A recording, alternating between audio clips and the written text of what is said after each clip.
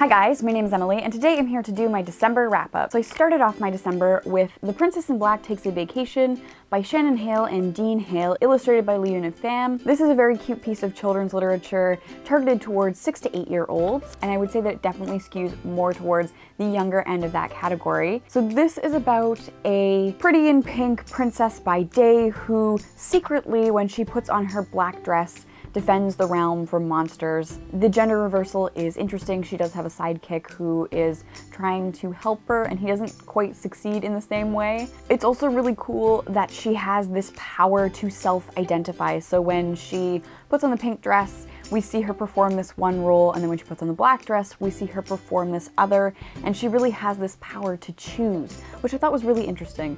It was a really fun, quick read, and if you have any young people learning to read in your life, I would highly recommend it. So the next thing I read in December was book 2 of the Amulet series, The Stonekeeper's Curse. Now, this is a graphic novel series targeted towards 9 to 12-year-olds.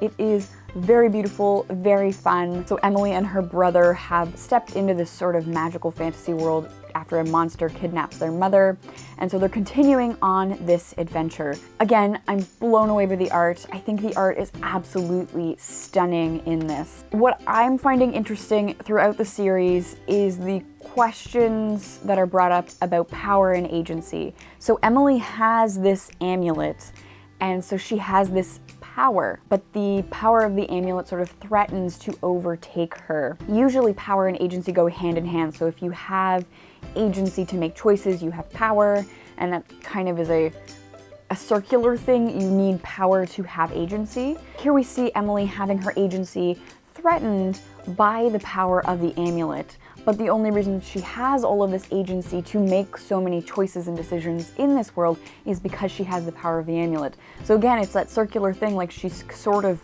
trapped and it's in conflict, and I'm curious to see how this develops over the series. Of course, then I read book 3, The Cloud Searchers, again, part of the Amulet series. I don't think I mentioned that it's by Kazu Kibushi. The one thing that I'm finding frustrating at this point is that the mom is kind of an idiot. She's one of the few female characters named and mentioned in the story. The story is fairly man-heavy in general, despite our strong female protagonist. And the mom is just kind of derpy and disappointing. Like, she's agreed to go on this adventure, let her kids do this thing, let her daughter have this power. I mean, she could pull the mom card and be like, guys, we're going home. But she's sort of facilitating this adventure and this self-discovery, this development of her children. But she's also an idiot, and it's kind of frustrating. So that's where I'm at with the series, but I'm really enjoying it so far, and I'm excited to read the next 4 that I have. So the 4th thing that I read in December was something that I've heard a lot about on BookTube. People are very passionate about it, or they think it's mostly overrated. It's one of those things that really polarizes the community, I feel like. I watched the TV show and the film adaptation of this series and was very confused as to why people liked this. But then a couple of my coworkers recommended that I read the book. The book that I'm talking about is, of course, City of Bones by Cassandra Clare. This was not as bad as I thought. I mean, I had very low expectations going into it, but reading this, I can see why people like it. I can see why it's fun. So this exceeded my expectations in so many ways. It was a fun read. I did pick up the second book because of it. I know there's some controversy about Cassandra Clare's writing and the originality of it, shall we say. It is a fun read, and I did have fun reading it. The next thing that I read was Anna Kendrick's Scrappy Little Nobody. This I had very high expectations for because I like Anna Kendrick as an actress. I think her Twitter account is really funny. Most celebrity biographies are going to get unrelatable at some point, but I feel like the whole time it was entirely unrelatable. Anna Kendrick had a very unique childhood, and I feel like she's probably unique even for somebody who grew up in theater wanting to pursue acting. And I mean, as much as I respect her as a human and like her acting and her movies, this wasn't exactly a fun read. So this was a little bit disappointing. Then as we got closer to Christmas, I decided to pick up A Boy Called Christmas by Matt Haig. So this is the true story of Father Christmas. So we start off with a young boy who's very poor, and his father goes off on this journey to find the elves and prove that they exist for money. His father never comes back, and so Nicholas decides to go on a journey and find his father, and on the way he sort of picks up some friends. Things sort of go from there. It's definitely a really fun story, very funny, very cute, and this may sound bizarre for a Christmas movie, but I would love to see Tim Burton pick this up and animate it in the stop-motion claymation style, because it is a little bit darker than I expected for a Christmas story for children, but it was hilarious, it was wonderful, and I highly recommend that you pick this up to read next Christmas because it was great. The next thing that I read started out really fun, but then got too real as we approached Christmas in retail. And the book that I'm talking about is Weird Things Customers Say in Bookshops by Jen Campbell. So Jen, of course, is a fellow booktuber. I will leave a link to her channel in the description box down below, just in case for some reason you haven't heard of Jen. This is her book collecting the things that people have said to her in her time as a bookseller. At first it was really funny. I picked it up, I read a thing, and I chuckled about it, and then Christmas hit,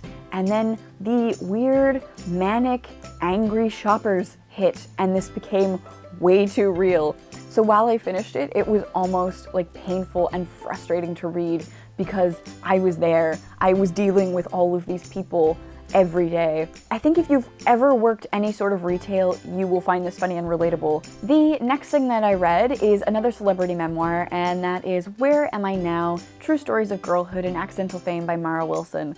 So this is Mara Wilson's reflections on being a child actor, on what that experience was like growing up, like going from the film set to school and just being a normal human, and how did people interact with you. Reflections on growing up and growing out of acting and making different choices and dealing with mental health issues. This was so much more relatable, much more enjoyable than Anna Kendrick's memoir. And I know it's not really fair to compare two different humans' experiences, but I think all in all, both Anna Kendrick and Mara Wilson were child actors who wanted to pursue acting, who have backgrounds in theater and performing arts.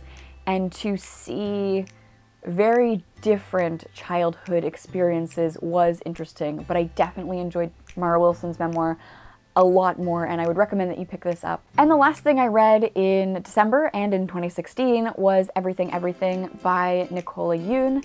This is the story of a young girl who has been told all her life that she has this rare fatal disease where she has no immune system and she must stay indoors at all times in this incredibly oppressive and regimented life. A new family moves in next door. It's a young boy, and so they start sort of communicating through their bedroom windows, and then they exchange emails and start instant messaging and emailing, and of course a friendship and romance develops from there.